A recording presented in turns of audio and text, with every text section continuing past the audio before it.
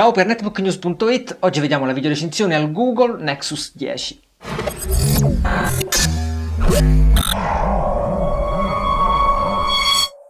Questo è il nuovo tablet di Google, ne avrete sicuramente sentito parlare. Ha uno schermo da 10 pollici, è prodotto da Samsung e costa 399 euro o dollari. È un Nexus e introduce per la prima volta alcune delle caratteristiche che poi vedremo nei tablet del 2013. La più importante di questa è lo schermo da 10 pollici con risoluzione di 2560 x 1600 pixel. Ora, i tablet tradizionali hanno schermi da 1280 x 800 pixel.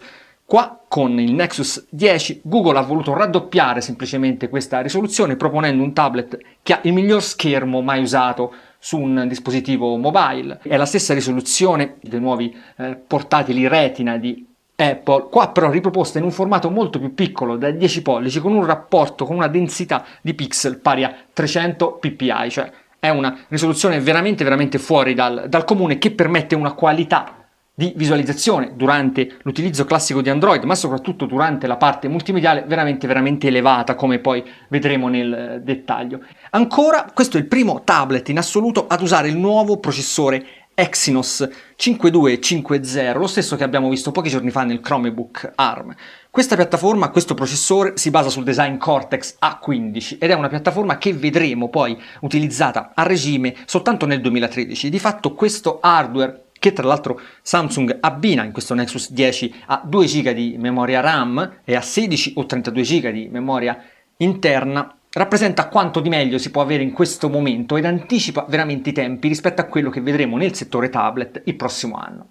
Dal punto di vista qualitativo, questo tablet ha il brand Nexus, quindi ha finiture da Nexus. Chi conosce questa linea di dispositivi Google sa che si tratta di prodotti dall'ottimo rapporto prezzo-prestazioni ed infatti anche qua abbiamo un telaio estremamente solido, privo di scricchioli, con una qualità costruttiva veramente superlativa in ogni angolo, in ogni parte, anche agli estremi, anche qua dove ci sono gli altoparlanti frontali. In ogni parte il Nexus 10 rappresenta il massimo in quanto a qualità costruttiva. Le finiture però, come dicevamo, sono di fascia relativamente bassa. È completamente fabbricato in plastica, le finiture sono completamente in plastica, non c'è alluminio. Il design ricorda quello del Galaxy Tab 2, soltanto che qua abbiamo dei lati leggermente più bombati verso l'esterno.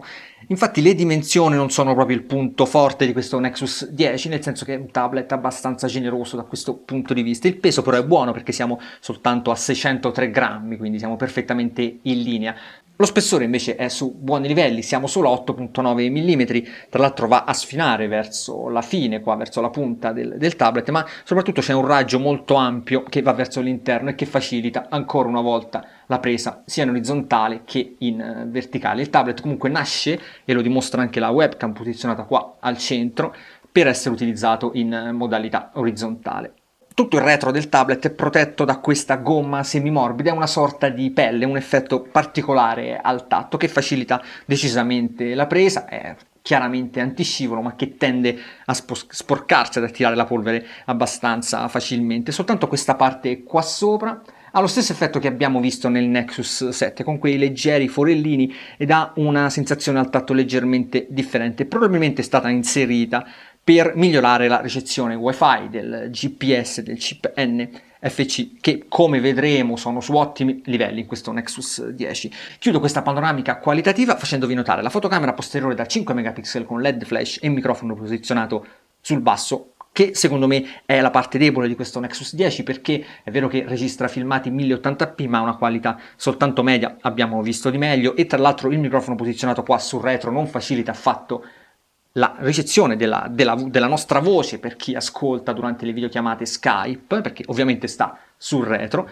Gli altoparlanti frontali, che sono tipici del Galaxy Tab 2, sono qua, permettono invece un ottimo effetto stereo, anche perché ci sparano l'audio veramente addosso, quindi permettono un ottimo volume e un ottimo effetto stereo. E ancora la micro USB sul lato con il jack combo per le cuffie ed il microfono ed un microfono esterno e dall'altro lato la micro HDMI. Bene, detto questo parliamo di prestazioni. Questo è il tablet Android più veloce in assoluto. Il processore Exynos Dual Core a 1.7 GHz assicura ottime prestazioni e i 2 GB di RAM assicurano un multitasking favoloso, nel senso che potete passare da un'applicazione all'altra senza problemi, potete tenerle aperte a volontà senza che il tablet ne risenta. Nella navigazione web con il browser stock, ovvero con Chrome, abbiamo però i soliti problemi di rendering che abbiamo visto nella release precedente, soprattutto al primo rendering. In linea di massima l'esperienza è buona, ma non è superlativa come si potrebbe pensare viste le caratteristiche tecniche. Cambiando browser,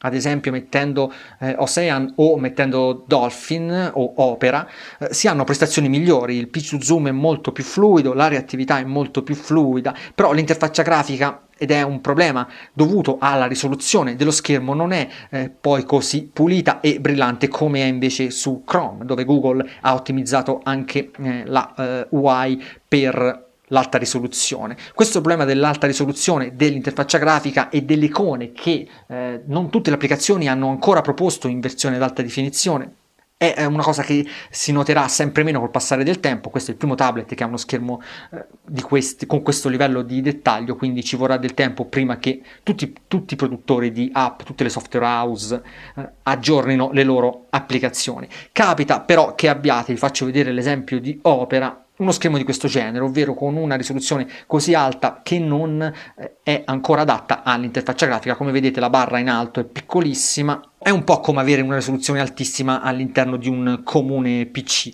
Lo stesso vale, e parliamo ancora di Opera, durante la lettura dei siti web, dei tradizionali siti web. Vedete, non c'è ancora nessun adattamento per l'alta risoluzione, quindi abbiamo semplicemente un sito che si vede, siti che si vedono fondamentalmente male, anche perché se non sono ottimizzate le app, figuriamoci i siti web che non sono ancora adatti a questo tipo di display che è però molto reattivo. Qua vediamo il test del multitouch a 10 punti che non ha assolutamente ritardi né angoli morti come magari è capitato di vedere in altri prodotti, e che nella visualizzazione dei giochi, che forse è la parte migliore del tablet, raggiunge il massimo dello splendore perché permette di vedere dei dettagli che con altri tablet non sono semplicemente visibili. Io ho scattato delle foto macro che potete trovare nella recensione abbinata a questo video, dove si vedono i dettagli di alcuni poligoni dei giochi. In questo caso è Dead Trigger, si vede veramente la dentatura del nostro zombie o la parte o la ruggine sulla nostra carabina. Questi sono tutti vantaggi dati da uno schermo del genere, che permette una visualizzazione di dettagli che sono semplicemente impossibili da visualizzare su altri tablet che non hanno questo livello, questa risoluzione dello schermo. Inutile che vi dica quanto sono pulite e definite le icone con questa risoluzione. Si vedono dei dettagli, anche qui odio ripeterlo, ma si vedono dei dettagli che non si vedono in altri tablet, e ancora quanto sia comodo, quanto questa risoluzione alta renda comodo leggere libri con il tablet tenuto a doppia pagina. Si riesce ad avere un livello di dettaglio alto e dei caratteri nitidi, puliti, quindi facili da leggere. Non abbiamo chiaramente l'esperienza la comodità di un ebook reader con schermo e ink, ma tra i tablet Android che ho provato, questo è sicuramente il migliore. E il tutto viene fatto senza rallentamenti o incertezze, come invece avevamo visto in altri tablet con uno schermo Full HD, dove l'alta risoluzione metteva un po' a rischio le prestazioni della scheda grafica. Qua abbiamo una Mali T604, anche questa è una GPU di nuova generazione che vedremo in molti modelli nel 2013, che riesce a fare praticamente tutto, dai giochi al multimedia ai video HD. Ho trovato soltanto qualche problema con certi MKV ad alto bitrate, ed è impressionante che riesca a farlo con una risoluzione così elevata. Ancora ho trovato ottime le prestazioni del GPS, che prende anche in ambienti interni. L'ho usato con Copilot Live senza problemi durante un intero weekend come navigatore principale da auto, segno che il pannello in plastica sul retro con questa particolare gomma aiuta moltissimo la ricezione dei satelliti, e lo stesso vale per la ricezione Wi-Fi. Abbiamo 2 antenne con tecnologia MIMO che assicurano un'ottima qualità del segnale internet.